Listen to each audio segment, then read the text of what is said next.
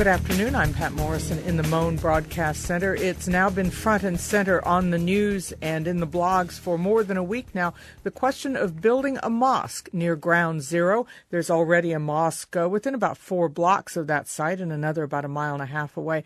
But this one would be 2 blocks away, joining other houses of worship, a mosque and community center to be built there.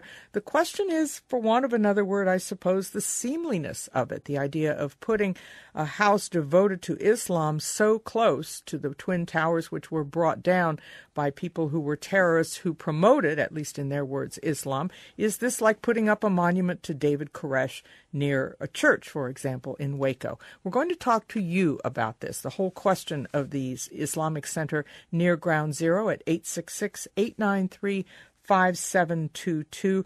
New Yorkers have been polled about this, and 2/3 of them oppose the construction of the mosque, according to a Siena College poll. But by the same token, 2/3 say there's a constitutional right to build there. Where do you come down in this? How can this matter be sorted out? 866-893 5722 or on the Pat Morrison page. It's at kpcc.org.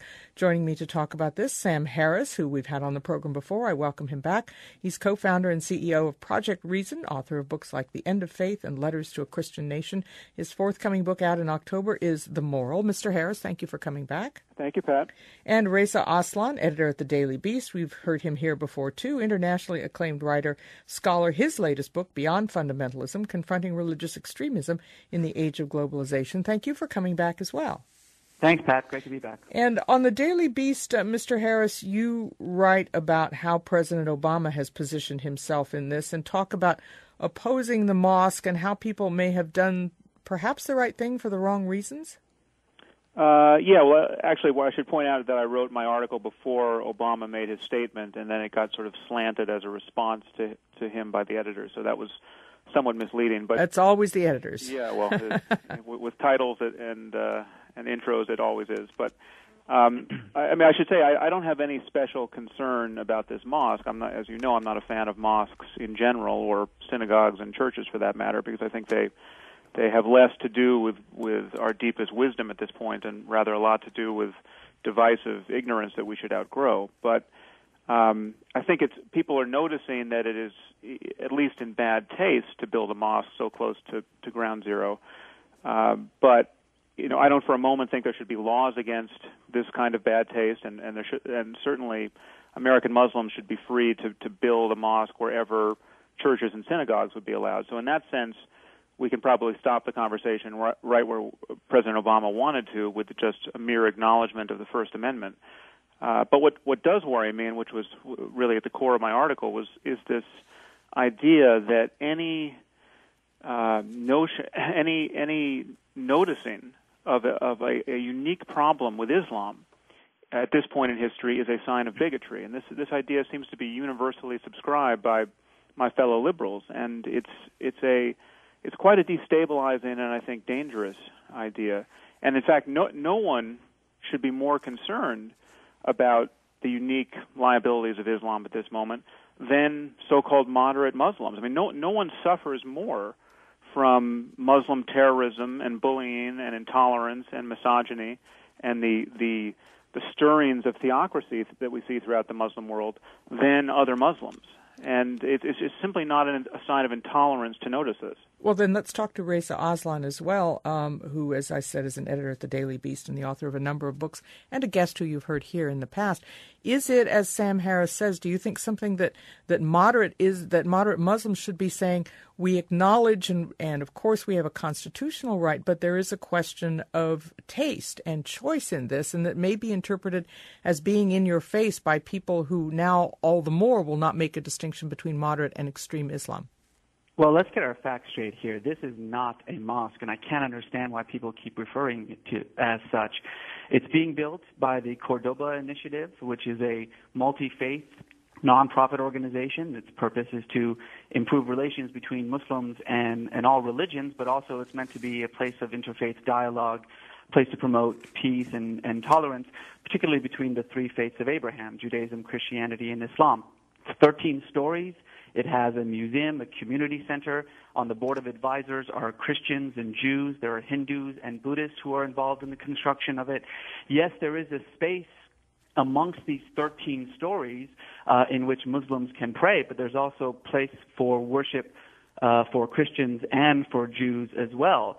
So the idea that this is about a mosque being built at ground zero, I think, is a deliberately false way of putting it. Well, who's paying for it, though? Who is paying for it, Mr. Aslan? Well, it's a private property that hasn't actually been paid for yet. The purpose of it is that it's going to cost, a lot of money, and that money is going to come from contributors all around the world. The New York Charities Bureau and both the U.S. and also the U.S. Treasury Department have already been enlisted to review all of the donor lists to assure that all funding sources are going to be vetted. The trustees and the advisory board are going to go through every single funding. So I also think that this question about where the funding comes is also kind of a red herring. The larger point, though, is, the question that you asked is about this idea of, the difference between religious freedoms and sensitivity.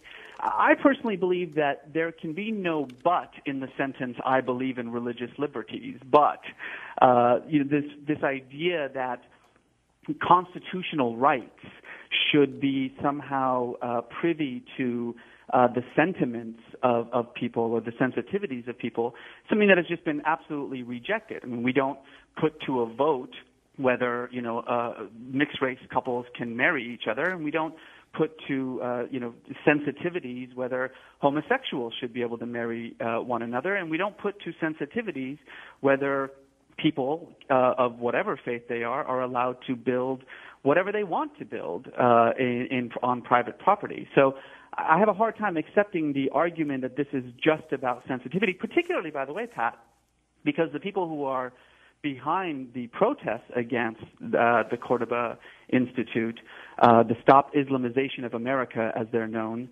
are also fronting similar protests at Tennessee, in New York, in California, in San Diego, in Wyoming. But it's let quite clear that this is specifically about Islam. Well, let me go back, and it may be very specifically about a specific iteration of Islam or a misinterpretation of Islam as the 9/11 terrorists conceived it. So, Sam Harris, are people able to suss out the kind of distinctions that Reza Aslan was talking about? Well, I mean, that's the core issue is that Islam merits special concern at this point. Now, I fully agree with what Reza said about religious liberty and the Constitution and the building of mosques, and that's just that's not the core of the issue. The core of the issue is that people's fear about Islam at this moment in history is warranted, and we have to have an intelligent discussion about and